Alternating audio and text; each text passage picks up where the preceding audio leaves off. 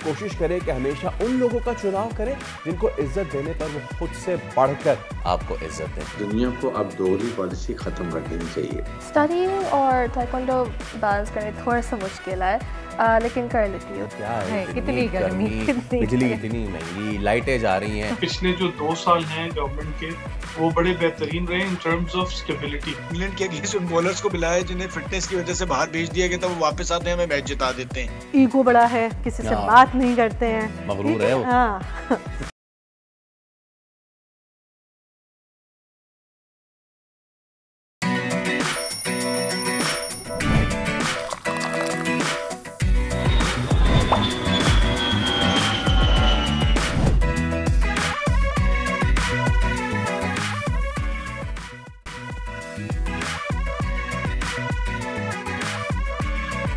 अस्सलाम वालेकुम, खुशामदीद। जी आया नू, बखैर आगले, भली करे आया। वर्षत के दुनिया बोल है के साथ मैं हूँ सोनिया सुंदर और मैं हूँ सैयद फैसल करीम। प्रोग्राम का आगाज आज की अच्छी बात से। किसी भी कारोबार का आगाज करना हो या किसी अच्छे काम का, कोशिश करें कि हमेशा उन लोगों का चुनाव करें जिनको इज्जत देने पर वो खुद से बढ़कर आपको इज्जत दें। और यही बेहतरीन लोगों की निशानी है। इसी के साथ हम डालते हैं नजर बड़ी खबर की तरफ। उस पर भी डालेंगे, लेकिन कंटिन्यूइंग विद दिस फैक्ट कि जब भी आप कोई चीज़ स्टार्ट करने जा रहे होते हैं तो कितना ज़्यादा ज़रूरी होता है कि आप ना सिर्फ लाइक माइंडेड लोगों के साथ काम करें, बल्कि आप अगर CEO हैं, if you are on a higher position, अगर आप मैनेजर हैं और अगर आपके मातहत लोग काम कर रहे हैं तो उनका ख्याल रखना भी आपकी जिम्मेदारी। काम उनसे लें, लेकिन जब उनसे काम ले लें तो फिर उनकी दीगर ज़रूरियात का भी ख्याल रखें। चलिए अब डालते हैं नज़र बड़ी खबर पर।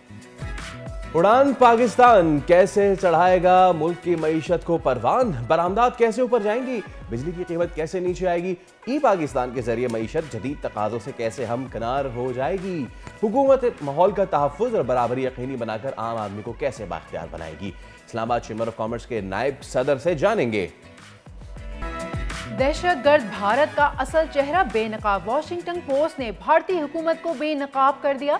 मोदी सरकार की दहशतगर्दी की तफसीलात जारी, किस तरह दहशतगर्दों की पुष्टपनाही की जा रही है, तफसीलात प्रोग्राम का हिस्सा होंगी।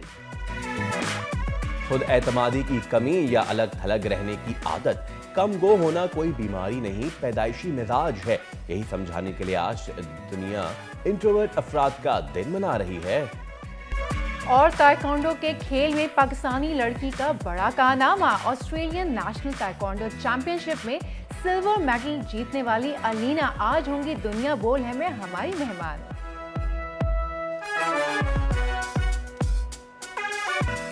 चलिए करते हैं प्रोग्राम का बाकायदा आगाज़। और प्रोग्राम के बाकायदा आगाज़ में हमेशा हमारी ये प्रायोरिटी रहती है कि हंसते खेलते हुए हम दिन का आगाज़ करें, we set the mode of the day right now.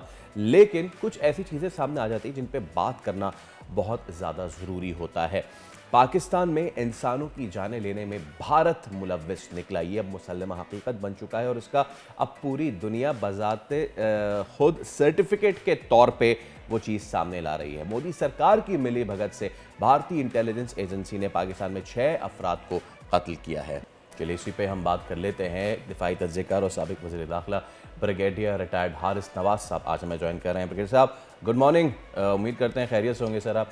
Haris साहब, पैटर्न तो बड़ा ही क्लियर है, पैटर्न बड़ा खुल के सामने आ चुका है। I would have love to talk about the pattern के जो मोदी का मॉडस ऑपरेंडाई है वो बड़ा ख़तरनाक है, किस तरीके से दीगर ममालिक से वो लिंक करता है, उसके बाद वो हवाला के ज़रिए फ़ंडिंग और फिर अफ़गानों को इस्तेमाल करना।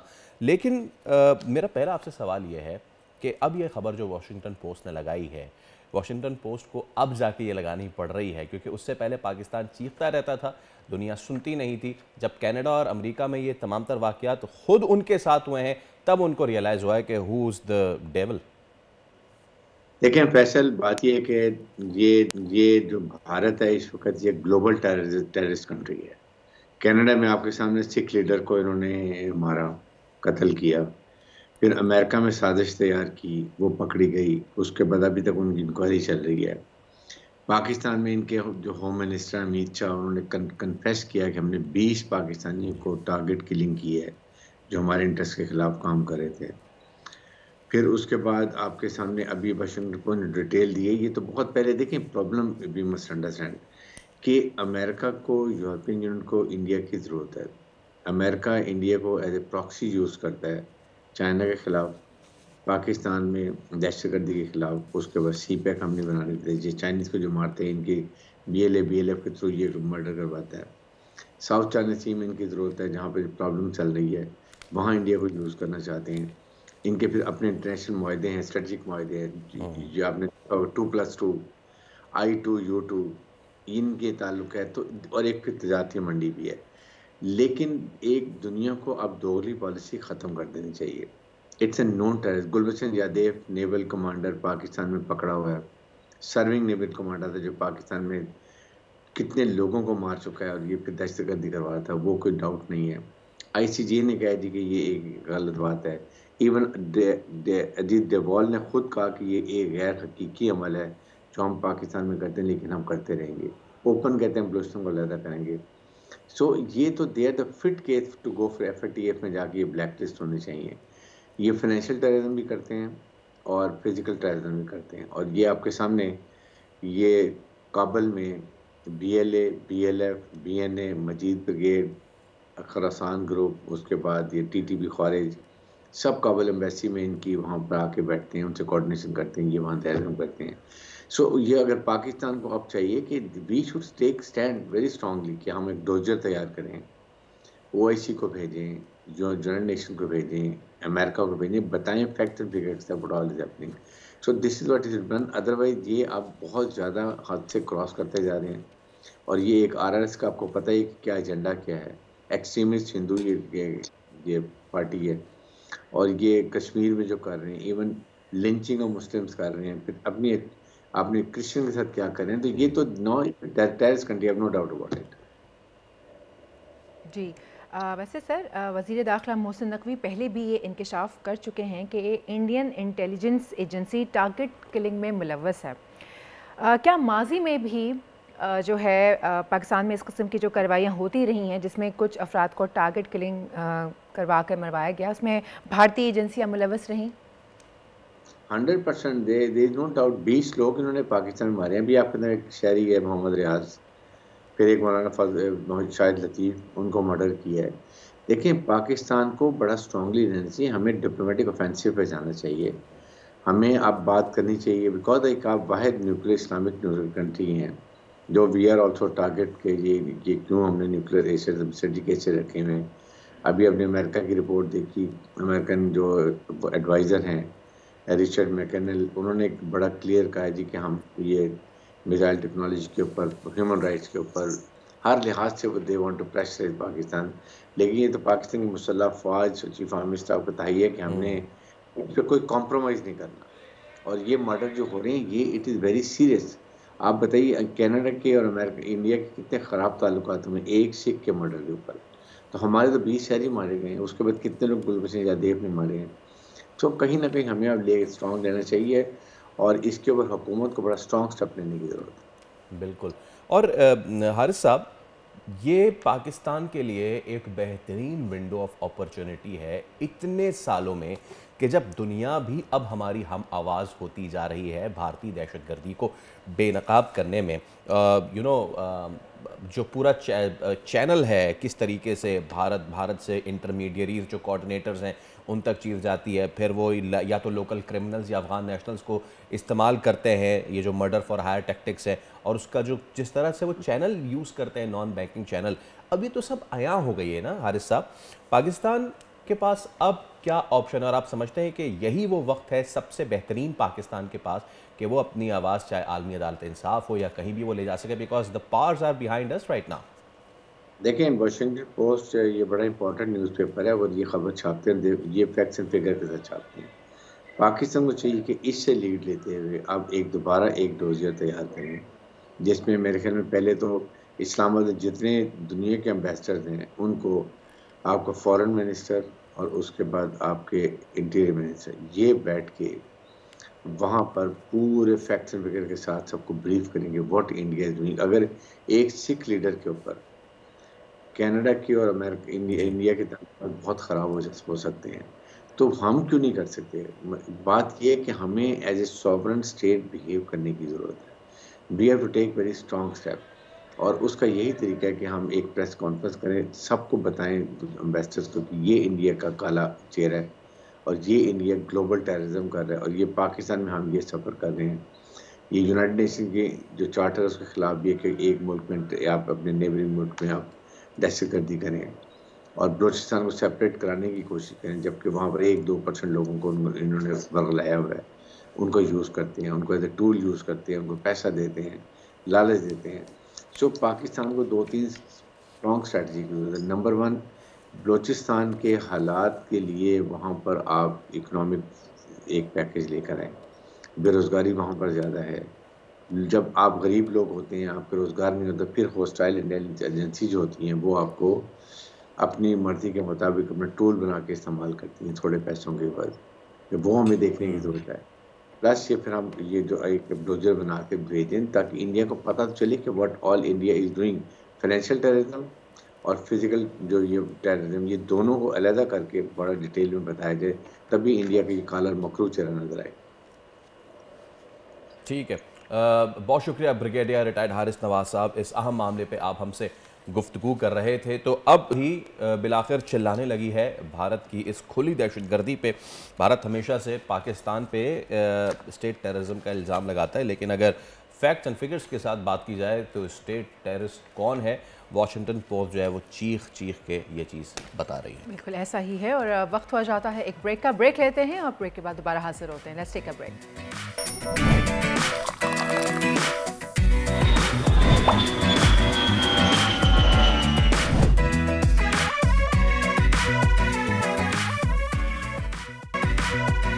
वेलकम बैक जनाब, उम्मीद करते हैं आपका दिन बड़ा मज़ेदार गुजर रहा होगा। बात हो जाए कुछ स्पोर्ट्स के मैदान से, हमारे पाकिस्तानी बच्चे किसी से भी कम नहीं है सलाहियतें दिखाने के लिए, लेकिन वो टैलेंट जैसे ही अपना लेकर आगे आते हैं तो यकीन करें छा जाते हैं। स्पेशली ख़वातीन के बारे में या बच्चियों के बारे में अगर बात करूँ तो हम अपने प्लेटफॉर्म से भी फैसल गाहे बगाहे वो लड़कियाँ दिखाते रहें, बच्चियाँ जिन्होंने अपने टैलेंट का मुजाहरा किया और पाकिस्तानी परचम सर बुलंद किया।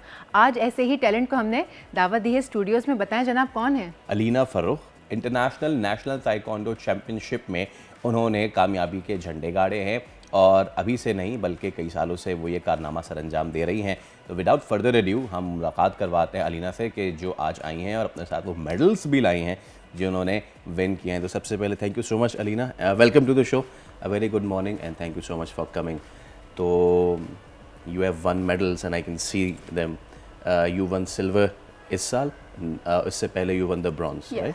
Thank you so much for inviting me. So how's the feeling for winning? So I think आपकी अगले साल नज़र जो है वो गोल्ड पे है, जिस तरीके से you are in an ascending order. जी इंशाल्लाह, लेकिन इस साल मैं अभी पढ़ाई में फोकस कर रही हूँ, फिर इंशाल्लाह अगली साल मैं अप्लाई करूँगी इंटरनेशनल टीम के लिए इंशाल्लाह, तो उसमें इंशाल्लाह होपफुली गोल्ड मिलेगा। Right. Taekwondo and females. And you know, when we talk in Pakistan, तो एक दो बड़ी मुख्तलिफ चीज़ें नज़र आती हैं. So, how did you start? What's somebody in your family? कोई ख़ानदान में था आपके स्पोर्ट्स में, या फिर ये जर्नी स्टार्ट कहाँ से हुई?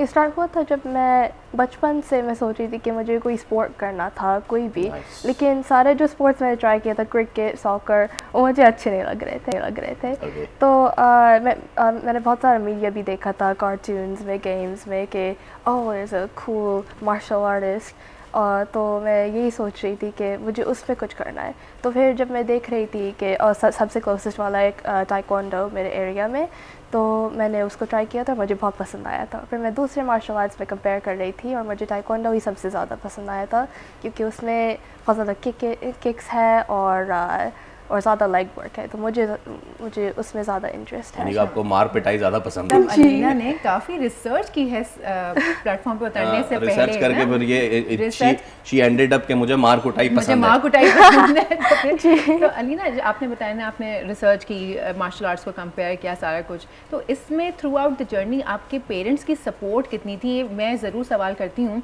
क्योंकि यू नो पेरेंट्स की सपोर्ट ना हो तो फिर बच्चे आगे नहीं जाते। तो आपके पेरेंट्स ने आपको इसमें कितना सपोर्ट किया? आपके स्किल को पॉलिश करने में आपको कितना सपोर्ट मिला? मेरे पेरेंट्स ने बहुत ज़्यादा सपोर्ट किया है। मुझे थैंक करना है अभी कि मेरे पेरेंट्स बहुत अच्छे थे।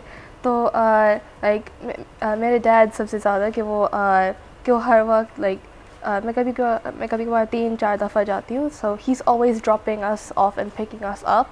तो लाइक रात में भी जैसे 9:30 10 तक कभी कभार हो जाता है, तो वो पेशेंटली वेट करते हैं और वो उनको घर ले आते हैं। और मेरी मम्मा भी वो बहुत इनकरेजिंग है। और कभी कभार लाइक जो मैंने बहुत सारे टैलेंटेड लोगों मीट किए, लाइक बहुत सारे टैलेंटेड बच्चे, और उनके पेरेंट्स सपोर्ट ही नहीं करते, तो फिर वो कहीं भी नहीं जाते, वो ट्रैवल नहीं कर पाते नेशनल्स जाने के लिए, इंटरनेशनल्स जाने के लिए अप्लाई भी नहीं करने देते। तो मैं बहुत लकी हूँ कि मेरे पेरेंट्स बहुत सपोर्टिव है इसमें। और Alina, you have been carrying the burden as well. मुझे थोड़ा सा उसके हवाले से भी बताएं कि दोनों को एक साथ लेके चलना आसान होता है, मुश्किल होता है, कभी गैप लेना पड़ता है आपको, और अगर आप गैप लेते हो अपने ईदर स्पोर्ट्स में और स्टडी में, तो फिर उस गैप को पूरा कैसे करते हो? स्टडीइंग और ताइक्वांडो बैलेंस करने थोड़ा सा मुश्किल है, लेकिन कर लेती हूँ। तो मैं यही करती हूँ कि स्टडीइंग में ज़्यादा प्रायोरिटाइज़ करती हूँ कि जब ट्रेनिंग होता है तो मैं ज़्यादातर 2-3 दफ़ा जाती हूँ जब कंपटीशन नहीं आ रहा है। लेकिन जब एग्ज़ाम्स होते हैं तो फिर मैं पूरा वीक ऑफ करती हूँ ताकि मैं पढ़ सकती हूँ, स्टडी कर सकती हूँ। आप उस दौरान बिल्कुल भी कहीं और अपने आप को डाइवर्ट नहीं करती, फोकस्ड आप स्टडी के ऊपर कर रही होती हैं, क्योंकि वो बहुत इंपॉर्टेंट है ऑस्ट्रेलिया में भी। और मेरा मास्टर भी समझ जाते हैं, वो बहुत सपोर्टिव है स्टडीइंग में भी। तो वो यही बोलते हैं कि if you are studying then like focus on that right now, क्योंकि अभी कंपटीशन नहीं है। जब कंपटीशन आ रहा है तो फिर पूरा महीना पहले मैं 3-4 दफ़ा जाती हूँ पर वीक, तो उसमें पूरा हो जाता है। Yes, that's very nice. Faisal देखें आप, पेरेंट्स की सपोर्ट है, आज शाइन कर रहे हैं। उनके पेरेंट्स ने उनके स्किल को सपोर्ट किया, उनको सपोर्ट किया, तो माशाल्लाह बच्ची आज यहाँ पर जीत कर बैठी हैं। तो वही पेरेंट्स सपोर्ट करें अपने बच्चों को। दूसरा मैं एक चीज़ जानना चाहूँगी कि आपने कहा पढ़ाई को आप साइड में रख देती हैं, और सो अभी जो आगे आने वाले जब आप गोल्ड जीतने जाएंगी तो ये और मुश्किल हो जाएगा चीज़ों को मैनेज करना। तो अभी से आपने कुछ प्लान बनाया हुआ है? कोई न्यू ईयर स्टार्ट हो गया तो कोई न्यू ईयर रेजोल्यूशन के मुझे पढ़ाई में इतना टाइम रखना है, खेल को इतना टाइम देना है, फैमिली को इतना टाइम देना है? आपके क्या न्यू ईयर रेजोल्यूशन है इस हवाले से? न्यू ईयर रेजोल्यूशन है कि मैं थोड़ा सा फाउंडेशन में ज़्यादा सपोर्ट करूँगी, लाइक जो इंड्योरेंस, फ्लेक्सिबिलिटी, स्ट्रेंथ, उसमें ज़्यादा टाइम लगाऊंगी, क्योंकि जब कंपटीशन आ रहा है तो फिर उस टाइम टेक्निक में ज़्यादा फोकस करना पड़ता है। Nice. लेकिन इस साल मैं ज़्यादा कंपटीशन में फोकस नहीं करूँगी, क्योंकि मेरे एग्ज़ाम्स आ रहे हैं, ये फाइनल ईयर है हाई स्कूल का। तो नेक्स्ट ईयर इंशाल्लाह जब मैं यूनिवर्सिटी स्टार्ट करूँगी तो फिर उस टाइम में मैं टेक्निक में फोकस करूँगी। Right. Taekwondo, is a self-discipline and self-defense का गेम। बहुत सारा फिजिकल कांटेक्ट का स्पोर्ट भी जब भी हम बात करते हैं तो लोग समझते हैं कि it's all about going bang bang bang, but judo के हो गए, जुजित्सु हो गई, या कोई भी इस तरह की फिजिकल कांटेक्ट स्पोर्ट हो गई, वो डिफेंस पे बहुत ज़्यादा बेस करती है। Now in this physical contact sports injuries भी बहुत सारी होती हैं। ताइक्वांडो में इंजरीज अगर होती हैं तो कौन सी होती हैं, फिर उसको रिकवर करने में कितना टाइम लगता है लीना? तो मुझे ज़्यादा injuries And did you suffer an injury? So please tell us about that. तो मेरे इंजरीज वो थोड़े से माइनर होते हैं, वो स्ट्रेचिंग रिलेटेड है। तो अगर जैसे मसल स्ट्रेन या अगर मैंने थोड़ा सा ज़्यादा स्ट्रेच किया है तो उसमें वो हील होता है, लेकिन पता है एक पूरा हफ्ता लगता है। लेकिन उस टाइम में मैं फिर भी ट्रेन कर रही हूँ, क्योंकि हर वक्त पुश करना पड़ता है। लेकिन एक दफ़ा किसी का पैर टूटा था, लेकिन 6 वीक्स में वो सही हो गया था, और वो ब्रेक ले रहा था और फिजियो भी कर रहा था। डोजांग ट्रेनिंग एरिया है, तो उसमें वो फिजियो कर रहा था एक स्ट्रेचिंग बैंड के साथ, तो वैसे ही कर। अच्छा, one thing that I would like to ask, you are in your high school and now you'll be going to your university. Will your sports thing help you getting the admission over there? Because यहाँ कराची में आपके parents को बहुत अच्छी तरह पता होगा, Karachi university में there used to be a sports quota, there used to be a debate quota, जिस पे बच्चे if it is a debater, if it's a good sports person तो उसको एडमिशन मिल जाता था। अब बहुत कम हो गया है ऐसा, वहाँ पे ऑस्ट्रेलिया में ऐसा है? बहुत पॉपुलर ऑस्ट्रेलिया में कि अगर कोई स्पोर्ट करता है, लीडरशिप एक्टिविटी, तो फिर एक्स्ट्रा पॉइंट्स मिलते हैं एडमिशन्स रैंक में, तो फिर वो ले लेते हैं लाइक आसानी से। जैसे वहाँ एक 8 आवर सिस्टम है जिसमें आप रैंक बेस्ड हुए हुए एकेडमिक्स, और फिर वो ऐड कर लेते हैं एक्स्ट्रा पॉइंट्स अगर आप दूसरी चीज़ें कर रहे हैं, जैसे स्पोर्ट, डिबेटिंग जैसा आप बोल रहे थे। तो फिर या अगर आप कोई रेलेवेंट चीज़ कर रहे हैं आपके डिग्री में, जैसे अगर आप बायोलॉजी के रिसर्च कर रहे हैं मेडिसिन में, तो फिर वो ले लेते हैं ज़्यादा आसानी से। मतलब उनके इंस्टीट्यूशंस जो हैं वो एक्स्ट्रा एक्टिविटीज़ में इंकरेज कर रहे होते हैं, हमारे यहाँ डिस्करेज कर रहे होते हैं। हमारे यहाँ पहले होता था, अब नहीं होता। Okay, so what are the future goals now? Obviously कुछ चीज़ें तो आपने बता दी हैं, but after 5 years down the lane आप अपने आप को कहाँ देखते हैं? Representing the country on the bigger scale? Probably. तो सब पूछते हैं कि क्या ये सिर्फ शॉर्ट टर्म है, क्या ये लॉन्ग टर्म है? मैं बोलती हूँ कि जब तक मेरा बॉडी सही है, like I am gonna be continuing taekwondo regardless of how much it will take from my time, क्योंकि ताइक्वांडो बहुत बड़ा पार्ट है मेरे लाइफ में। लेकिन ये मेरा फुल टाइम जॉब नहीं होगा, क्योंकि उसमें पैसे ज़्यादा नहीं मिलते ओलंपिक्स में भी, लेकिन मैं कंट्री को रिप्रेजेंट करना चाहती हूँ। ये एक बहुत बड़ी बात है, सोच छोटी सी है और सोच कितनी अच्छी है आपकी। अब ये तो नहीं कि जब गोल्ड मेडल जमा करने की वो हो जाए कि अब ये गोल्ड होता है ना, वो लग जाता है। Once the gold wear comes and then the gold rush starts, तो हो सकता है कि वो शुरुआत हो जाए। चले, thank you so much Alina, it was a pleasure having you in the show. Best of luck for the future endeavours, and आप जीतती रहें इसी तरह मेडल्स और इसी तरह नाम रोशन करते। Thank you so much for coming, it was a pleasure having you. तो जनाब अली, आपने देखा कि कितना टैलेंट है, it's just about how you polish. इससे पहले कि हम ब्रेक पे जाएँ, एक बहुत ही खूबसूरत शख्सियत उनकी आज सालगिरह है। बरजस्ता जुमलों, बेसाख्ता मुकालमों से कहकहे बिखेरने वाले बेमिसाल अदाकार लहरी की आज 96वीं सालगिरह है। उन्होंने करियर का आगाज़ फिल्म अनोखी से किया। फिल्मी सफ़र उनका बहुत ही शानदार रहा। 220 फिल्मों में उन्होंने अदाकारी के जौहर दिखाए।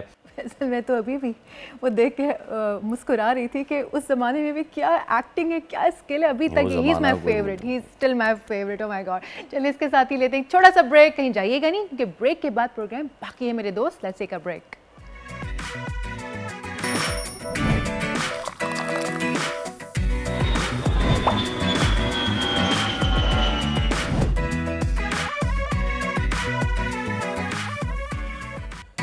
आप देख रहे हैं प्रोग्राम दुनिया बोल है, और अब हम बात करेंगे मौसम की। कराची से लेके लाहौर और लाहौर से लेके इस्लामाबाद तक मुल्क भर में इस वक्त सर्दी के डेरे तो हैं। शहर टू शहर सर्दी वेरी कर रही है, लेकिन फाइनली अब कराची वाले भी सर्दी का मज़ा लेना उन्होंने शुरू कर दिया है।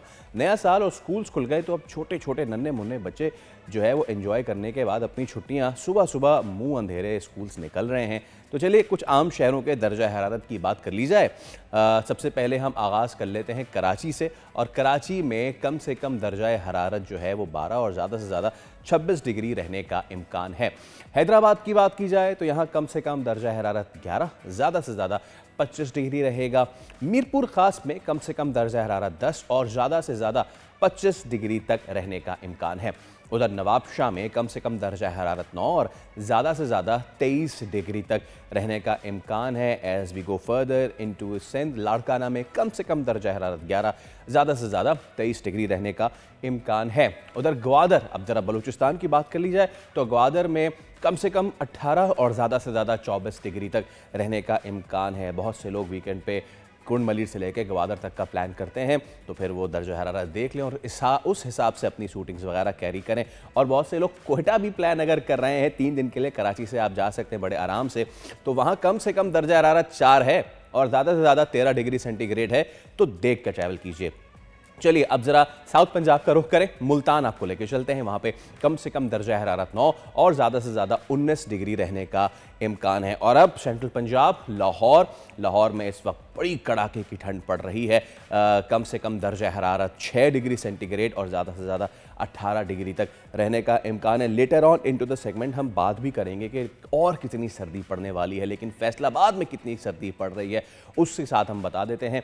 यहाँ पे थोड़ा बहुत बादलों का राज है। और कम से कम दर्जा हरारत 8 और ज़्यादा से ज़्यादा 18 डिग्री तक रहने का इम्कान है। दुनिया के खूबसूरत तरीन दारुल हुकूमतों में से एक इस्लामाबाद कम से कम दर्जा हरारत 7 और ज़्यादा से ज़्यादा 19 डिग्री तक रहने का इम्कान है। और इस्लामाबाद के साथ ही पाकिस्तान की एक बहुत ही खूबसूरत डेस्टिनेशन मरी, यहाँ कम से कम दर्जा हरारत 8, ज़्यादा से ज़्यादा 18 डिग्री रहने तक का इम्कान है। वैसे 18 डिग्री कोई दोपहर 12 बजे ही होगा, उसके बाद तो 18 आपको डिग्री मरी में फील भी नहीं होगा। पेशावर में दर्जा हरारत क्या रहेगा? कम से कम दर्जा हरारत 10 और ज़्यादा से ज़्यादा 19 डिग्री रहने का इम्कान है। चलिए ज़रा आज़ाद कश्मीर का रुख कर लेते हैं।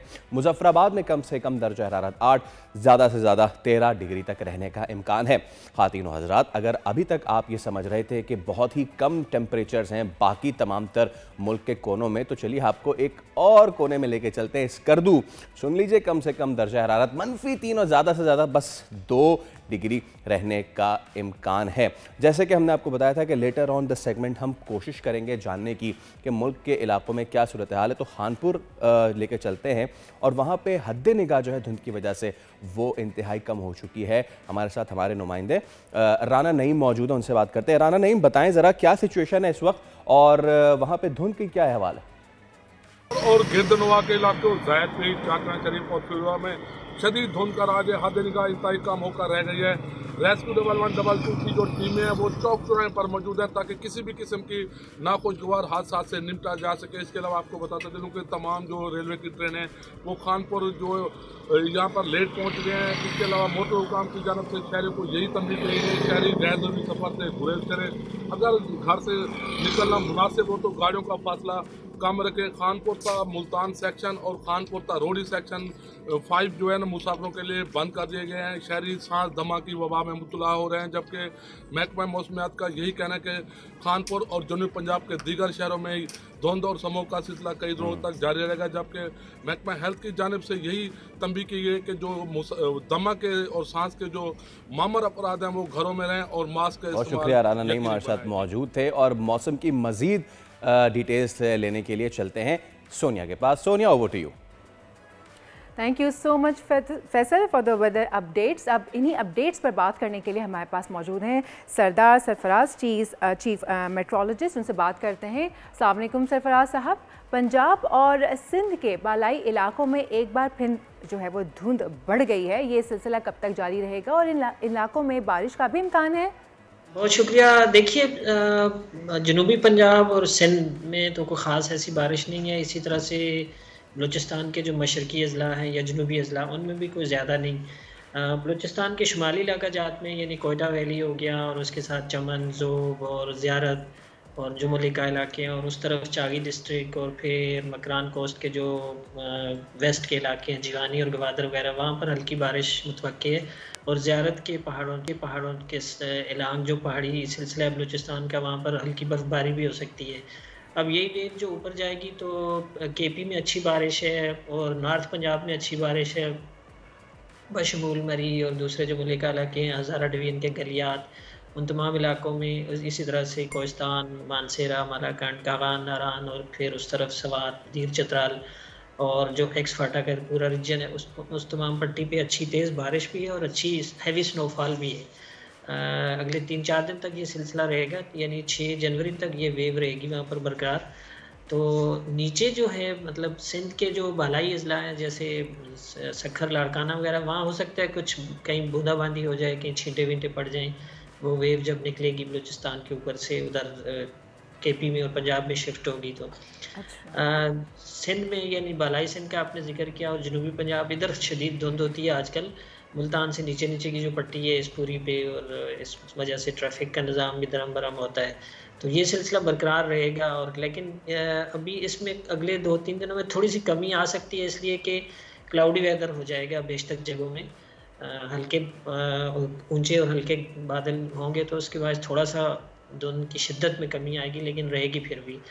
और फिर ये वेव जब निकल जाएगी तो उसके बाद जाहिर है कि सर्दी की शिद्दत बहुत बढ़ जाएगी सिंध में या कराची समेत पूरे सिंध में। तो 4 जनवरी के बाद शदीद सर्दी पड़ना शुरू हो जाएगी। दोबारा से टेम्परेचर कराची का सिंगल डिजिट में जा सकता है, 7-8 डिग्री तक गिर सकता है जी 4 जनवरी के बाद। और उधर फिर जाहिर है कि ये वेव जब 6 जनवरी को पास आन हो जाएगी पूरे मुल्क पे से, तो फिर 7 जनवरी से बिल्कुल एक्सट्रीम जो नॉर्थ है आपका इलाका, स्कर्दू वगैरह से लेकर नीचे तक तमाम इलाकों में इस सर्दी की शिद्दत में और इजाफा हो जाएगा। अच्छा, वैसे सरफराज साहब, सुनने में आया है कि कश्मीर में इस बार 100 साल सर्दी का रिकॉर्ड जो है वो ब्रेक हुआ है, और जो नदी नाले थे वो भी बर्फ़ की तरह जो है ना लिटरली उनके वो जम गए थे। बड़ी वीडियोस भी वायरल हो रही हैं। तो क्या ऐसा मुमकिन है कि कश्मीर में इतनी सर्दी जो पड़ी है उससे पाकिस्तान का मौसम इफ़ेक्ट करे?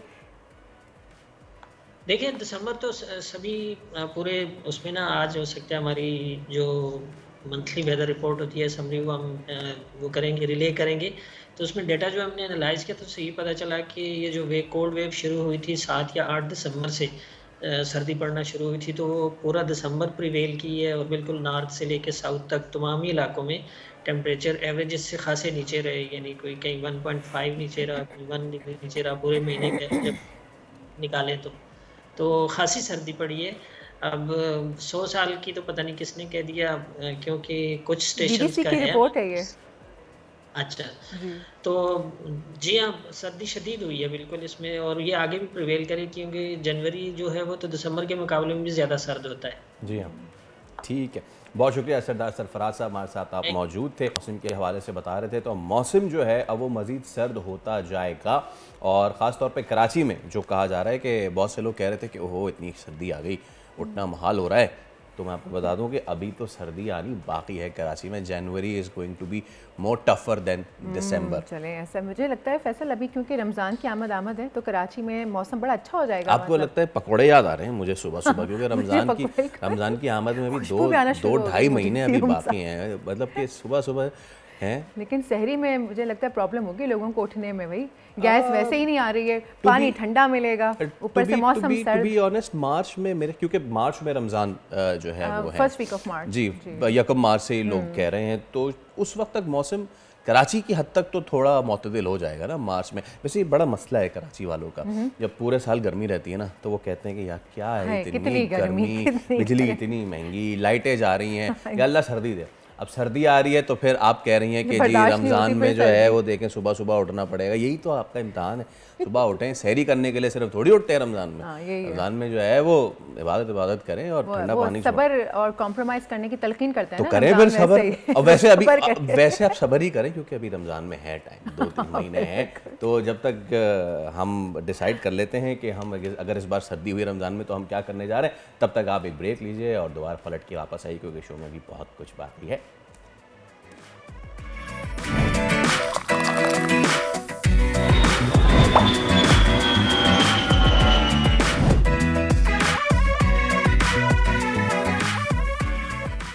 एक बार फिर आपको कहेंगे खुशामदीद, आप देख रहे हैं प्रोग्राम दुनिया बोल है। ख़ातिन हज़रात, कल आपने देखा कि उड़ान पाकिस्तान जो कि एक इकोनॉमिक ट्रांसफॉर्मेशन प्लान है, उसका बाकायदा अनाउंसमेंट हुई और उसके तहत हमें बताया गया कि 5 E's ऐसे हैं कि जिनमें साल 2024 तक 2029 भरपूर काम किया जाएगा। ये प्लान 2035 तक $10 खरब और 2047 तक $30 खरब की मईशत बनाने के लिए पाकिस्तान को एक रोड मैप के तौर पे काम करेगा। अब इस मंसूबे में बहुत कुछ है, इसमें IT है, मैन्युफैक्चरिंग है, ज़राअत, मादनियात, अफरादी क़ुव्वत और ब्लू इकॉनमी, उस पर तवज्जो मरकूज़ करते हुए सालाना $60 अरब की बरामदात का हदफ रखा गया है। और आज हम स्पेसिफिकली फोकस करने जा रहे हैं जो उसका सबसे पहला स्ट्रेटेजिक विजन है, दैट इज़ एक्सपोर्ट। उस पर हम बात करने जा रहे हैं। तो इस पर आज हमारे साथ मौजूद हैं साबिक सीनियर नायब सदर Islamabad chamber of commerce and industries Fahad Waheed साहब। गुड मॉर्निंग टू यू, बहुत शुक्रिया आपके वक्त का, एंड उम्मीद करते हैं आप खैरियत से होंगे फ़हद साहब। Sir, as a member from business community, Uraan Pakistan से आपकी क्या तवक्कुआत हैं? कितना फ़ायदेमंद, कितना सूदमंद साबित होने जा रहा है ये मुल्क की मईशत के लिए? देखिए, thank you very much for raising this topic. ये बड़ा ज़रूरी टॉपिक है और सुबह सुबह इस टॉपिक के ऊपर इसलिए ज़रूरी है बात करना कि पॉजिटिविटी पूरे पाकिस्तान में फैलनी चाहिए। जहां उड़ान पाकिस्तान का लॉन्च हुआ उसके साथ ये समझ आया, प्राइम मिनिस्टर का जो विजन सामने आया वो ये था कि हमें एक्सपोर्ट्स की तरफ ध्यान देना है, और एक्सपोर्ट्स वो वाहिद एरिया ऑफ वर्किंग है जो हमारी अभी तक इतनी स्ट्रांग नहीं है। लेकिन इसके ऊपर जब हम प्राइम मिनिस्टर का विजन सामने आया है तो डेफिनेटली बहुत ज़्यादा पूरी हुकूमती मशीनरी जो है इस तरफ मूवमेंट अब शुरू करेगी और हम एक्सपोर्ट्स अपनी बढ़ाने में कामयाब होंगे। यहाँ मैं आपको दूसरी चीज़ समझाता जाऊँ कि एक्सपोर्ट्स का जब हम बात करते हैं तो पिछले जो 2 साल हैं गवर्नमेंट के वो बड़े बेहतरीन रहे इन टर्म्स ऑफ स्टेबिलिटी। इस्तेकाम लाने में गवर्नमेंट कामयाब रही है। अगर आप देखें तो डॉलर स्टेबल रहा है, जिसने थोड़ा सा कारोबारी हलकों में, कारोबारी डिस्कशंस में इस चीज़ को प्रूव किया है कि ये एक स्टेबल एनवायरनमेंट बनता जा रहा है। उसके साथ हमने नोटिस ज़रूर करना है कि जहाँ पर ये प्रोग्राम लॉन्च हुआ है वहाँ पर फाइनेंस मिनिस्टर ने ये भी बात की कि जो पॉलिसी रेट है वो भी 13% पे है, लेकिन वो 1 डिजिट में जाने की वो कोशिश कर रहे हैं। तो आई थिंक वो एक बहुत पॉजिटिव साइन होगा। और इसकी वसासत से एक और बात ज़रूरी है, जब मैं पॉलिसी रेट की बात करता हूँ, व्यूअर्स को समझना ये भी चाहिए होगा यहाँ पर कि जब 22% से आप 13% तक आए हैं, इस पूरे सफ़र में जो पैसा बैंक में पार्क था अब वो मार्केट में आना शुरू हो गया है इन्वेस्टमेंट के तौर पर। तो जब ये इन्वेस्टमेंट होगी और लोकल बैंक सब लेंडिंग करेंगे बिजनेसेस को, तो वो बिजनेस की ग्रोथ होगी, बेहतरी होगी। और इसमें एक बेहतरीन जो तश्कील थी वो SIFC भी इसमें बड़ा बेहतरीन रोल अदा कर रही है। पिछले 1.5 साल से हमने FDI में जो इंक्रीज देखा है वो अबाउट 35% है, विच इज़ फिनोमिनल। तो ये बहुत अच्छे इंडिकेटर्स हैं इस वक्त पाकिस्तान के लिए और हमारी प्राइवेट इंडस्ट्री के लिए, कि हमारे लिए गवर्नमेंट है जो कि मूव फॉरवर्ड करना चाहती है, जो कि प्रोएक्टिव है, रिएक्टिव नहीं है, प्रोएक्टिव है और काम करना चाहती है। तो I think it's a good time and it's a very good time for Pakistan to shine on the horizon. Indeed. अच्छा फाज साहब, जो इसकी स्ट्रेटेजिक विजन और प्रायोरिटीज़ हैं वो बड़ी खूबसूरती से सेट की गई हैं। वो 4 प्रायोरिटीज़ हैं जिसमें प्रोडक्टिविटी ऑगमेंटेशन है, जिसमें प्रोडक्ट मार्केट डाइवर्सिफिकेशन है, कंड्यूसिव बिजनेस एनवायरनमेंट को मेक श्योर करना है और SME डेवलपमेंट। मैं आपसे SME पे ज़रूर बात करना चाहूँगा, लेकिन जब हम प्रोडक्टिविटी की बात करते हैं, जाहिर सी बात है बनाएंगे तो बेचेंगे। और क्या आप बताना हमें पसंद करेंगे कि जो विज़न है इसका कि हमने ट्रांजिशन करनी है towards higher export oriented GDP growth, माजी में क्या रुकावटें हायल थीं और इस प्लान के थ्रू उन रुकावटों को कैसे हटाया जाएगा? देखिए ये बड़ा इंटरेस्टिंग सवाल है और हमारे माजी में इसका जवाब है। देखिए हमने हमेशा कन्वेंशनल एक्सपोर्ट्स के ऊपर काम किया है, जिसमें कॉटन रही, टेक्सटाइल्स रही, लेकिन हमने कभी नॉन कन्वेंशनल के ऊपर काम नहीं किया। तो जो प्राइम मिनिस्टर का विजन यहाँ सामने आया है ना, वो डाइवर्सिफिकेशन ऑफ प्रोडक्ट्स है। तो इंडिजिनस एक्सपोर्ट्स की तरफ हमें जाना पड़ेगा, हमें उस तरफ जाना है जहाँ पर हम पहले नहीं गए हैं। और दूसरी बात यह है कि हमने हमेशा से वेस्ट की तरफ ही अपना रुख रखा है फॉर एक्सपोर्ट्स। तो इस प्रोग्राम के प्लेटफॉर्म से मैं ये डिस्कस भी करूँगा और मैं अपील भी करूँगा अपनी प्राइवेट सेक्टर को कि हमें नॉन कन्वेंशनल मार्केट्स की तरफ भी जाना है, जो ऑलरेडी मार्केट्स हैं उनको डेवलप भी करना है, ऐसी एरियाज़ में भी जाना है जहाँ मार्केट्स डेवलप हो सकती हैं, जैसा सेंट्रल एशियन रीजन्स हैं। हम वेस्ट की तरफ ज़्यादा देखने की जगह ईस्ट की तरफ देखें, हम अपनी न्यू मार्केट डेवलपमेंट करें और प्रोडक्ट डेवलपमेंट बड़ा ज़रूरी है। देखें वैल्यू एडिशन में पाकिस्तान हमेशा थोड़ा सा पीछे रहा है, लेकिन ये जो विजन सामने आता है, जाहिर बात है ये लीडरशिप की एक कॉल होती है और लीडरशिप की इस वक्त जो कॉल है वो प्रोडक्ट डाइवर्सिफिकेशन की तरफ है। उनको ये भी समझ आ रहा है कि प्रोडक्टिविटी की तरफ हमें ज़्यादा बढ़ना है, कि हमें बेहतर प्रोडक्ट लेके आने हैं मार्केट में। Pakistan is a very talented space और हमें अब इस चीज़ को इम्प्लीमेंट करके दिखाना है कि हमारी जो टॉक्स हैं वो एक्चुअली वॉक भी करेंगी और हम सारे ये काम मिल के करेंगे। As a nation we have to make sure कि हम अब इस टाइम पर जब इतनी मुश्किल हालात से हम गुजरते हुए एक बेहतरीन स्टेबल पोजीशन में आ रहे हैं। अगर आप देखें तो 24 सालों बाद हम फिस्कल सरप्लस में आए हैं, which is a huge mark for this government.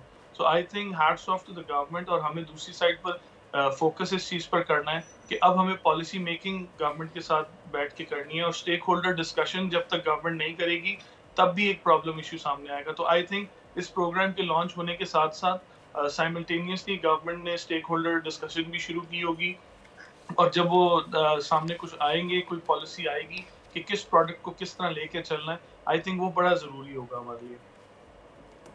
Ji sir, जब आप इंडिजिनस एक्सपोर्ट्स की बात करें तो ज़राअत के अलावा ऐसी कौन कौन सी प्रोडक्ट्स हैं जिनको फोकस किया जा सकता है? देखें ज़राअत के अलावा जो है हमारे पास बहुत ज़्यादा प्रोडक्ट्स हैं, जिस तरह डाइकास्ट में हम जा सकते हैं, हम कार पार्ट्स के अंदर जा सकते हैं, हम प्रोग्राम पार्ट्स में जा सकते हैं। इसी तरह अगर हम मजीद इसमें देखें तो वैल्यू एडिशन की गैप है एक बहुत बड़ा। आप समझे तो सॉल्ट जो है, जो पिंक सॉल्ट जिसको हम कहते हैं Himalayan salt, it is GI indicated to Pakistan. तो ये एक बहुत बड़ा फैक्टर है जहाँ पर हम इसको कैश किया जा सकता है मेड इन पाकिस्तान की। और हमें अब काम करना है पाकिस्तान की रियल इमेज के ऊपर। Soft image is not what Pakistan needs. Pakistan की जो रियल इमेज है वो हमें दुनिया के सामने लानी है, और वो इन्हीं तरह के प्रोडक्ट्स के सामने आएगी। अगर आप रिसेंटली देखें तो पाकिस्तान में एटलीस्ट अब 10 कंपनीज ऐसी हैं जो मोबाइल फ़ोन बना के एक्सपोर्ट कर रही हैं। तो हमें अब ये एक नया रास्ता मिला है पिछले 3-4 सालों में, वो भी हम एक्सपोर्ट करेंगे। फिर सेकेंडरी जो बहुत बड़ी एरिया है जहाँ पर हम काम करते हैं, और वो है IT, information technology is very big. और ये भी उड़ान पाकिस्तान में एक बहुत बड़ा उसका पॉइंटर है कि ई पाकिस्तान के ऊपर काम करना है। तो इस ई पाकिस्तान के अंदर हमारे एक्सपोर्ट्स भी कवर होंगे जो कि आईटी रिलेटेड होंगे, new development of IT sector भी होगी। इसी तरह हमें मजीद जो है इसको एक्सपोर्ट्स करते हैं सॉफ्टवेयर हाउसेस की तरफ हमें जाना पड़ेगा, बड़ी बड़ी कंपनीज को यहाँ लाना पड़ेगा। तो उस पे भी गवर्नमेंट काम कर रही है। And I have been one of the person जिसके ऊपर ये डिस्कशन, जिसके साथ ये डिस्कशन रही कि how to bring Pakistan on the map of the world. तो आई थिंक वापस पाकिस्तान को आने के लिए, जैसा इंटरनेट की सर्विसेज अगर आप देखें, इस साल हमें प्रॉमिस किया गया है कि इंशाल्लाह with in the first 3 months of this year 25 बेहतरीन किस्म की हमारी इंटरनेट की अपग्रेडेशन होगी। और उसी अपग्रेडेशन के बाद से जो है ना, वी विल मेक श्योर कि हमारे मजीद एक्सपोर्ट्स आईटी के शोबे में एटलीस्ट बढ़ना शुरू हो जाए। एब्सोल्युटली। वैसे फाज साहब, मैं आपसे स्मॉल मीडियम एंटरप्राइजेस पे बात करना चाहता था, लेकिन because we have short time हम इस पे आपको दोबारा ज़रूर ज़हमत देंगे, बिकॉज ये एक अपना वास्ट टॉपिक है। लेकिन आपकी एक बहुत अहम बात से मुझे एक नया सवाल तराशने का मौका मिल गया। आपने पिंक सॉल्ट की बात की। पिंक सॉल्ट पाकिस्तान से निकलता है, लेकिन किस नाम से पूरी दुनिया में बिकता है मुझसे बेहतर आप जानते हैं। बिल्कुल उसी तरह जिस तरह बासमती पे एक झगड़ा है, और 2-3 साल पहले हमारा बासमती जो है उस पर बाकायदा बड़ा झगड़ा हुआ भारत के साथ। तो मेरे ख्याल से लोगों को ये समझने की ज़रूरत है कि ये सिर्फ प्लान नहीं है, ये वॉर फुटिंग्स पे जो है, ये जंगी जो है हमने इक़दामात उठाए हैं। मैं चाहूँगा इस पे आप ज़रूर बताएं कि हमारा पिंक सॉल्ट हमारे नाम से क्यों नहीं, पड़ोस के नाम से क्यों, ये वाली चीज़, इसको भी एड्रेस करना बहुत ज़रूरी है। देखिए, ये बहुत इंपॉर्टेंट चीज़ है और मैं पिछले 3 सालों से इसी प्रोग्राम के पीछे जा रहा हूँ। हमें पेटेंट होना बड़ा ज़रूरी है, हमें अपने ट्रेडमार्क्स रजिस्टर कराना बहुत ज़रूरी है। And I think government has this option, क्योंकि अब जो ये बिज़नेस का माहौल बन रहा है और जो कारोबारी शख्सियात, देखें अब हम ग्लोबल विलेज में रहते हैं, कॉपी करना एक दूसरे को बड़ा आसान हो गया है। इसी तरह जीआई इंडिकेटर्स जो है नेचुरली पाकिस्तान के पास थे, जिनकी वजह से बासमती राइस में भी लोगों को डिफीट हुई और उसी तरह पिंक सॉल्ट में भी डिफीट हुई। तो आई थिंक हमें अब उस तरफ जाना है जहाँ पर बाकी दुनिया हमसे थोड़ी सी आगे है। पेटेंट रजिस्ट्रेशन, ट्रेडमार्क रजिस्ट्रेशन, ये बड़े ज़रूरी हैं। जब तक हम ये नहीं कर पाएंगे तो लोग हमारी चीज़ को अपनाकर, वैल्यू ऐड कर उस पर हमसे पैसे कमाते रहेंगे। तो आई थिंक ये बहुत ज़रूरी है कि हम लोग इस तरफ आएँ, और government has been working on this. तो लेकिन it has to be stepped up. हमने जिनीवा कन्वेंशन भी साइन किया हुआ है, अभी हम WTO ट्रीटी में भी आ चुके हैं, और आई थिंक ये चीज़ें बड़ी ज़रूरी थी। तो उसके साथ साथ अगर आप देखें तो हमें इसको मज़ीद इन्हांस करने के लिए जो ज़रूरी है वो है प्रोडक्ट की जनरेशन करना। ये प्राइवेट सेक्टर का काम ज़रूर है, लेकिन उसकी पॉलिसी मेकिंग जो है वो गवर्नमेंट के एंड पर है। तो आई थिंक इस वक्त जो माहौल है और जिस तरह की कंड्यूसिव एनवायरनमेंट है from the government, it is very much possible. It is and it should be. बहुत शुक्रिया फहद भाई साहब, हमारे साथ आप मौजूद थे और उड़ान पाकिस्तान के हवाले से बहुत ही इंसाइटफुल हमसे डिस्कशन कर रहे थे। तो अब वक्त हो जाता है ब्रेक का। एक ब्रेक लेते हैं, ब्रेक के बाद हाजिर होते हैं। Let's take a break.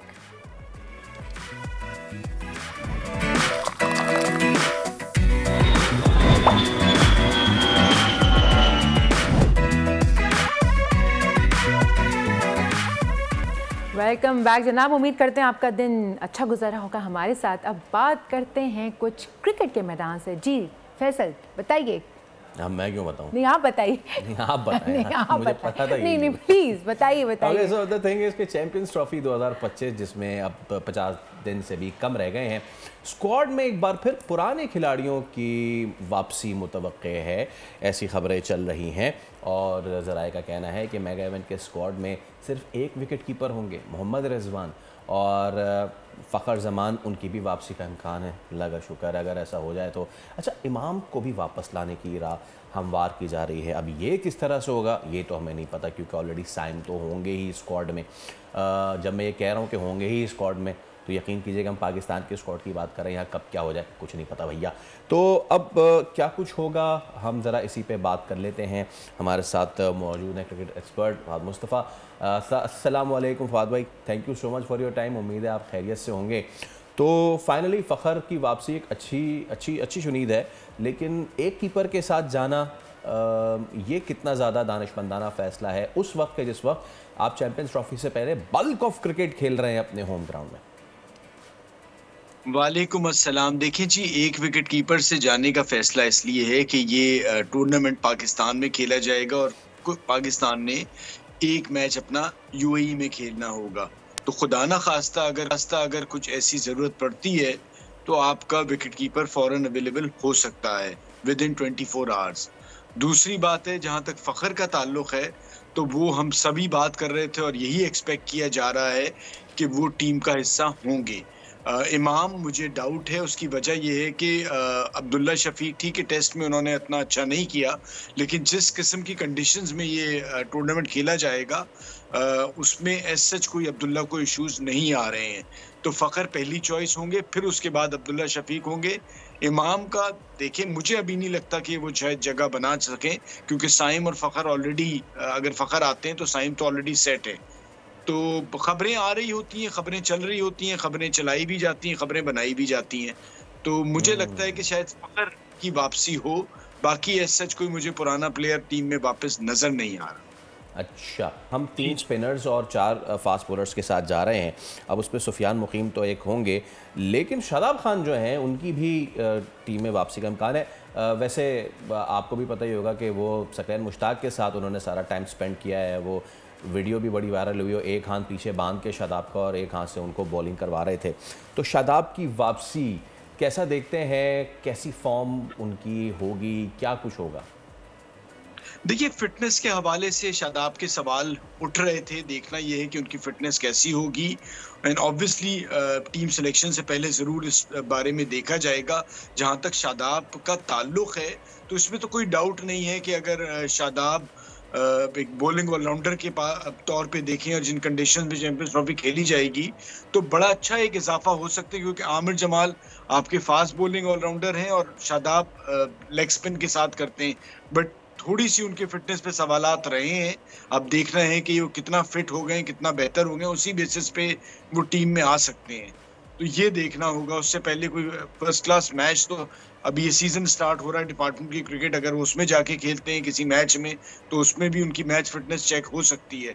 तो ये सारी बातें हैं। ऑब्वियसली शादाब एक बड़ी यूजफुल क्रिकेटर है वाइड बॉल के, अगर तो वो मुकम्मल तौर पे फिट हैं और बॉल उनकी सही जगह पे गिर रही है तो बिल्कुल उनकी वापसी मुमकिन है। और जो उनका जो लेटेस्ट अगर हम रिकॉर्ड देख सकते हैं वो तो फिर जो इकबाल स्टेडियम फैसलाबाद में खेला गया था चैम्पियंस कप, उसमें वो पैंथर्स की तरफ से खेल रहे थे और उसमें जो उनकी कारकर्दगी थी, उन्होंने गालिबन 5 विकेटें जो हैं वो हासिल की थी और ज़्यादा रन्स भी इन्होंने स्कोर नहीं किए थे। Let's come back to the captaincy now. हम देख रहे हैं कि मोहम्मद रिजवान जो हैं वो ओडीआईज़ में तो बड़ा ज़बरदस्त परफॉर्म कर रहे हैं। बैटिंग की बात की जाए तो मोहम्मद रिजवान की वो खुल के परफॉर्मेंस अभी तक सामने नहीं आई है। बैटिंग परफॉर्मेंस की अगर बात की जाए तो आपको लगता है कि अब क्रिकेट खेली जाएगी पाकिस्तान में चैम्पियंस ट्रॉफी से पहले एक बहुत बड़ी अपॉर्चुनिटी है, ना सिर्फ रिजवान के लिए बल्कि बाबर के लिए भी, या जितने भी आउट ऑफ फॉर्म हमारे बैट्समैन हैं, कि आपके पास चैम्पियंस ट्रॉफी से पहले एक बहुत बड़ा क्वेश्चन है। अपने होम ग्राउंड पे, अपने स्क्वायर्स पे आप खेल रहे हैं, you know the conditions, the crowd will be with you. Champions trophy से पहले तमाम आउट ऑफ फॉर्म बैट्समैन के लिए बहुत अच्छी opportunity to come back in form. देखिए, जहां तक वाइट बॉल क्रिकेट का ताल्लुक है, आप देखें ऑस्ट्रेलिया को मारा, साउथ अफ्रीका को हराया और वो कंडीशन कतई तौर पे पाकिस्तान के लिए सूटेबल नहीं थी। तो आप एक अच्छे कॉन्फिडेंस के साथ चैंपियंस ट्रॉफी में एंटर हो रहे हैं। साथ साथ आप अभी वेस्ट इंडीज आ रही है, 2 टेस्ट मैचेस हैं, फिर एक ट्राई नेशन सीरीज है, तो आपकी बड़ी अच्छी तैयारी हो जाएगी। और पाकिस्तान को एडवांटेज ये है कि 50 ओवर्स क्रिकेट में पाकिस्तान काफ़ी तैयार है। Let's see how we play champions trophy, but एक फेवरेट के तौर पे एंटर हो रहा है, जिस तरह की पिछले कुछ अरसे से हमारी परफॉर्मेंस है। रिजवान, बाबर, देखिए मेरा थोड़ा सा जो इख्तलाफ होता है वो यही है कि T20 क्रिकेट एक ऐसी है कि जिस तरह से वो तेज हो गई, जिस तरह से दुनिया भर में खेली जा रही है, उसमें ये खिलाड़ी फिट नहीं हो पा रहे। लेकिन 50 over cricket and red ball cricket में तो अभी भी दोनों खिलाड़ियों की जगह बनती है। और मुझे लगता है कि वनडे का जहां तक ताल्लुक है, ये दोनों ही टीम का हिस्सा होंगे और एज सच कोई इतनी बुरी परफॉर्मेंस भी नहीं है कि ये टीम में ना हो। और कप्तानी रिजवान की बहुत ही शानदार रही है। आप तसव्वुर करें कि 2 इतनी बड़ी सीरीज जीती है उन्होंने, तो उसमें कप्तानी पे तो हम सवाल उठाना बनता नहीं है। क्योंकि अब आपने रेड बॉल की बात कर ही ली है तो अब मुझ पर फ़र्ज़ हो गया है दूसरे टेस्ट मैच की बात करना। चैंपियंस ट्रॉफी की हमने काफ़ी बात कर ली है। पहला टेस्ट मतलब कि बहुत ही करीब पहुंच के हमने अपने हाथ से गवा दिया। दूसरे टेस्ट मैच में केप टाउन में फवाद भाई क्या एक्सपेक्टेशंस हैं? वैसे ही तेज़ ही विकेट हमें मिलेगा, सेविंग विकेट मिलेगा, या फिर यहाँ पे कंडीशंस कुछ मुख्तलिफ होंगी? क्या मुख्तलिफ कर सकता है पाकिस्तान? अच्छा देखिए, पहले टेस्ट की अगर थोड़ी सी बात कर लूँ, 1 मिनट मुझे दे देंगे आप, वो ये है कि हमने एक बॉलर जिसको 3 साल तक टीम में नहीं था, हमने इससे पहले इंग्लैंड के अगेंस्ट उन बॉलर्स को बुलाया जिन्हें फिटनेस की वजह से बाहर भेज दिया गया था, वो वापस आते हैं, हमें मैच जिता देते हैं। यहाँ अब्बास आते हैं और ऑलमोस्ट हम मैच जीतने के करीब आ जाते हैं। वो जो हम स्पीड गन लेके पिछले 5 साल से खड़े रहे ना, इसका बॉल नहीं पहुंचता, ये तेज नहीं है, तो वो सारी चीजें तो फेल हो गई। और हमारे लिए लर्निंग ये है कि जो रेड बॉल क्रिकेट में आउट करना जानता है और जो बैटिंग करना जानता है उसको खिला लें, तो ज्यादा टेक्निक और उसके चैंपियन ना बने हम लोग, जो परफॉर्म करके आता है उसे खिलाएं। और यही अब्बास ने बता दिया। हम बचपन से हमेशा सुनते आए थे कि इसको बॉल करना आता है, इसको आउट करना आता है, इसको बैटिंग और रन्स बनाने आते हैं, उसके बेसिस पे खिलाया जाता था। फिर ये स्पीड गन आ गई कि जी 140, 145, 4 बॉलें एक जगह गिरा नहीं सकते तो 145 का क्या करें? तो ये हमसे कोताहियां होती नहीं। सेकंड टेस्ट पे आ जाए, मुझे लगता है एक चेंज तो बनती है जो होगी, वो ये है कि पहले टेस्ट के बाद ऑब्वियसली टीम मैनेजमेंट ने भी सीखा होगा कि जो रेड बॉल के कंट्रोल से गेंद करने वाले बॉलर हैं, शायद मीर हमजा पिछले टेस्ट में होते तो हम वो टेस्ट भी जीत जाते। तो मुझे लगता है कि मीर हमजा रिप्लेस करेंगे नसीम को। और जहां तक कंडीशंस का ताल्लुक है, ऑलमोस्ट सिमिलर होती हैं, बट ऑब्वियसली बैटिंग हमारी डिलीवर उस तरह से नहीं कर पाई क्योंकि साउथ अफ्रीका की कोई ए टीम वाली बॉलिंग नहीं खेल रही, तो इसमें बैटिंग को ज्यादा अच्छा करना चाहिए था, जो नहीं किया। फवाद भाई बस 20-30 सेकंड है, उसमें सिर्फ ये एक चीज़ बताइए कि आमिर जमाल को क्यों ना रिप्लेस करें, just because he can bat? आप बिल्कुल आपसे मैं मुत्तफिक हूं कि आमिर अगर जिस तरह से पीछे गेंदें कर रहे हैं और बैटिंग में भी उतने अच्छे नहीं, तो या तो एक पूरा बॉलर ले आए या एक प्रॉपर बैटर ले आए, तो ये भी हो सकता है।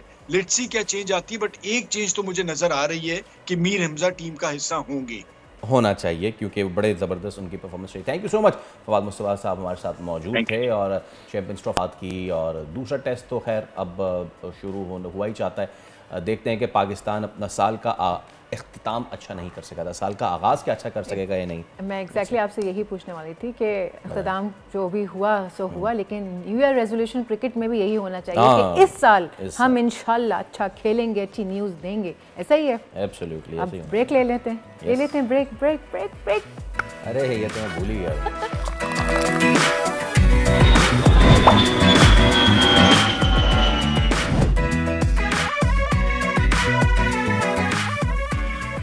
वेलकम बैक जनाब। आज जनवरी की है 2 तारीख और इंट्रोवर्ट का आलमी दिन दुनिया भर में लोगों का ये सेलिब्रेट किया जाता है। इंट्रोवर्ट्स को बेसिकली सेलिब्रेट किया जाता है, उनकी तारीफ की जाती है, उनको एक्नॉलेज करने के लिए दुनिया भर में इसको आला पैमाने पर मनाया जाता है। वैसे 2011 में ये पहली बार सेलिब्रेट किया गया था, आपको पता है? अच्छा, इसका मकसद जो है ना, वो आगाज़ उस वक्त हुआ था जब एक माहिर नफ्सियात और मुसन्निफ विलीस ने इस ब्लॉग पोस्ट को शाया किया और इसमें हमारे लिए एक खामोश दिन का उन्होंने मुतालबा किया था।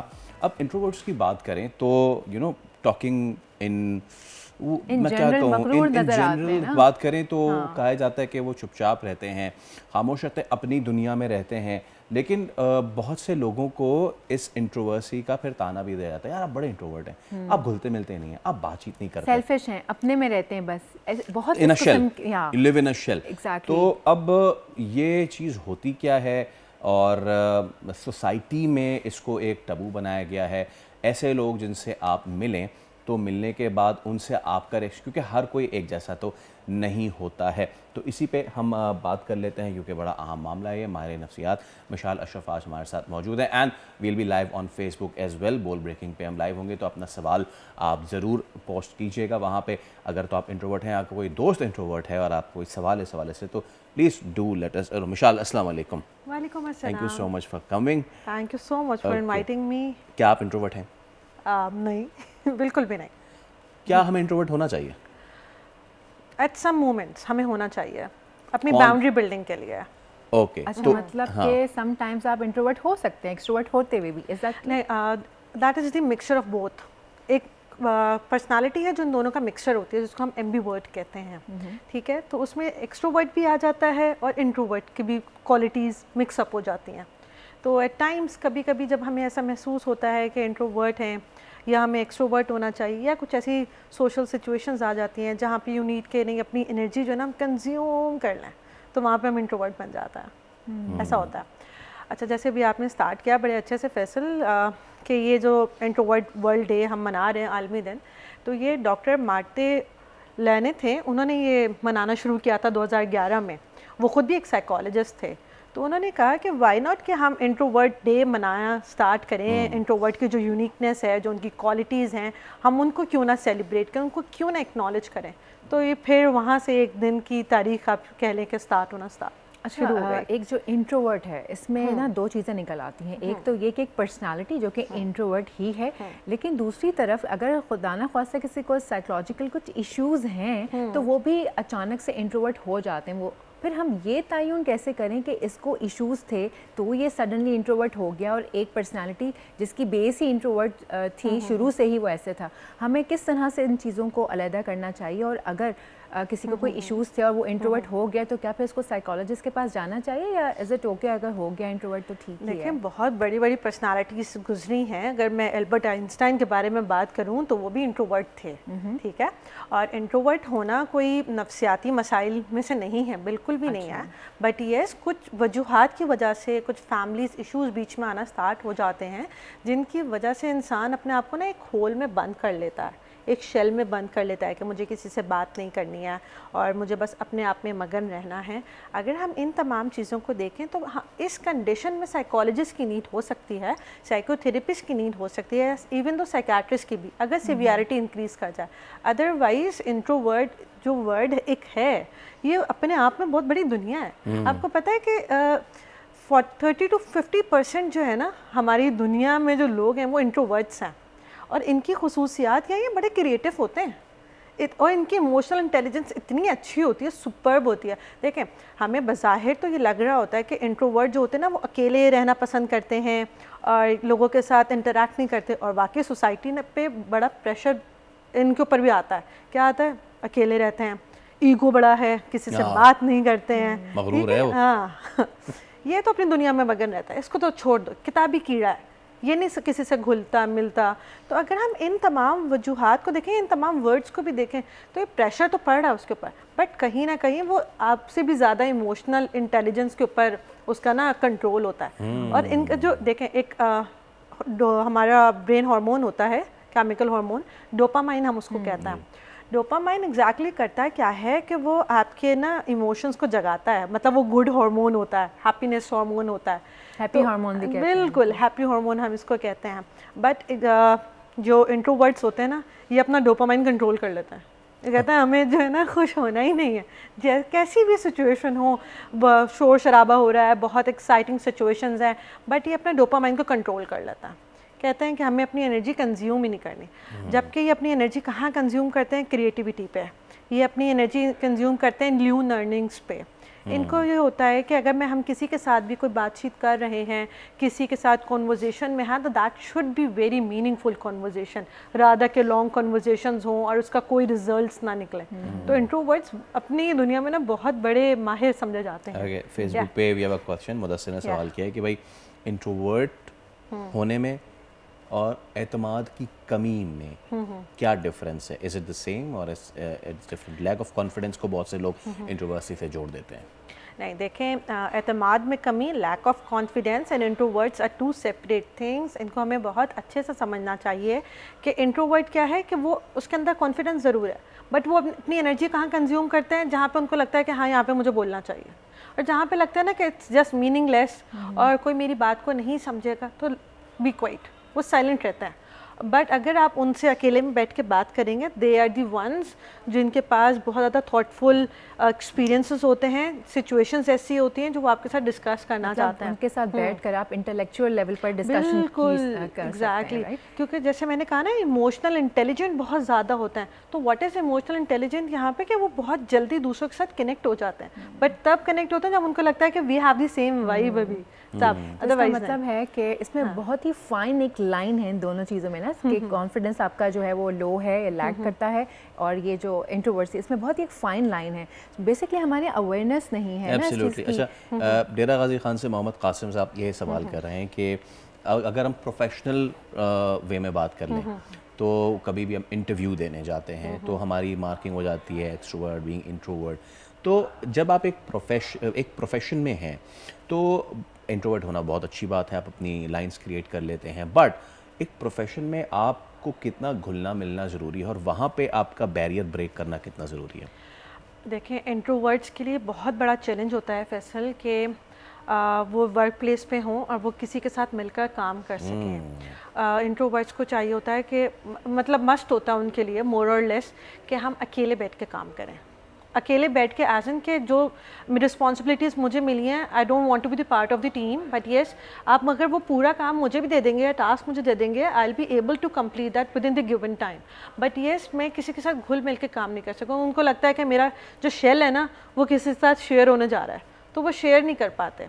बट येस ऐसा भी है कि हम इन चैलेंजेस को ओवरकम कर सकते हैं। अगेन कैसे ओवरकम कर सकते हैं कि कोई भी ऑफिस में टीममेट हो सकता है जिसके साथ आप बहुत इजीली अपनी कॉन्वर्जेशन जो है वो मेंटेन कर सकते हैं। अगर उनको स्पेस दे दिया जाए इंट्रोवर्ट्स को, तो बहुत अच्छे से अपनी चीज़ों को मेंटेन कर लेता है। जैसे I am not jumping into your space, I am not jumping into your space, ठीक है। आप अपने स्पेस में रह के काम करें, अपने कमरे में, अपने कमरे में, I am doing my own work. जब तक मैं आपको नज ना करूँ, आप मुझे नज नहीं कर रहे हैं, दैट्स टोटली फाइन। उनको लगता है कि हाँ बहुत स्मूथ काम चल रहा है, तो काम हो सकता है। अच्छा, चैलेंजेस तो आते हैं। अच्छा डॉक्टर साहब, जब फैमिली में अंदर आपके कोई एक बच्चा ऐसा होता है ना स्पेशली, तो फिर वो टारगेट किया जाता है, बार बार टारगेट किया जाता है। तो मैं चाहूँगी आप थोड़ा सा इस बात पर रोशनी डालें कि अगर आपकी फैमिली में आप आइडेंटिफाई करते हैं कोई बच्चा या बच्ची जो कि इंट्रोवर्ट है, तो फिर फैमिली उसके साथ कैसे हैंडल करे? देखिए, पहले तो हमें इस टैबू को तोड़ना भी होगा, इस स्टिग्मा को भी ख़त्म करना होगा, क्योंकि ये हमारे माशरे में कुछ ऐसे वर्ड्स इस्तेमाल करना शुरू कर देते हैं। जहाँ वर्ल्ड इंट्रोवर्ट डे मनाया जा रहा है, वहीं पर अगर हम देखा जाए तो कितने इजीली हम एक दूसरे को स्टिग्मेटाइज कर देते हैं कि ये पागल है, छोड़ो, हाँ सुन पट्टी से नाटा। ठीक है। I remember that is a funny thing, मैं प्रोग्राम के बाद आपको बताऊँगी। सेंसर कर देते हैं इस चीज़ का यहाँ पर। खैर, फैमिलीज़ को वाकई चाहिए कि अपनी घर में अगर कोई भी बच्चा है जो इंट्रोवर्ट है, तो उसको उसकी दुनिया में वाकई ही खुश रहने दें।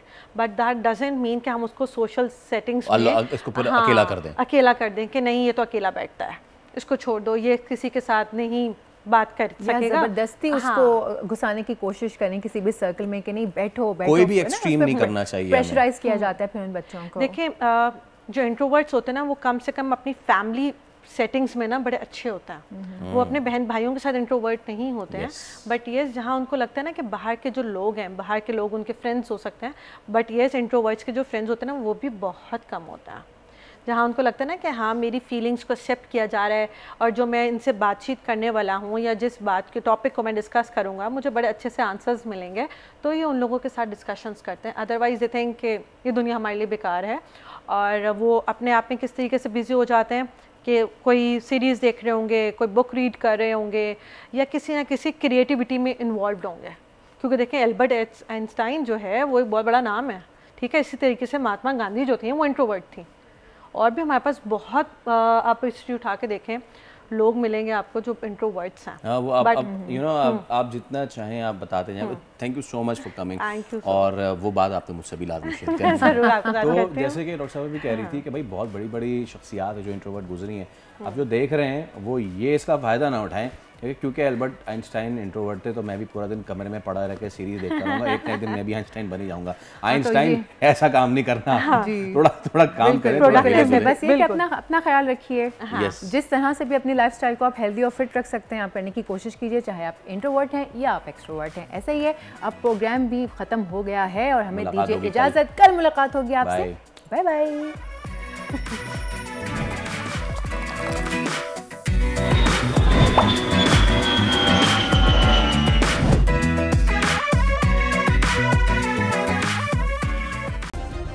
सब्सक्राइब करें और बेल दबाएं ताकि कोई खबर रह न जाए।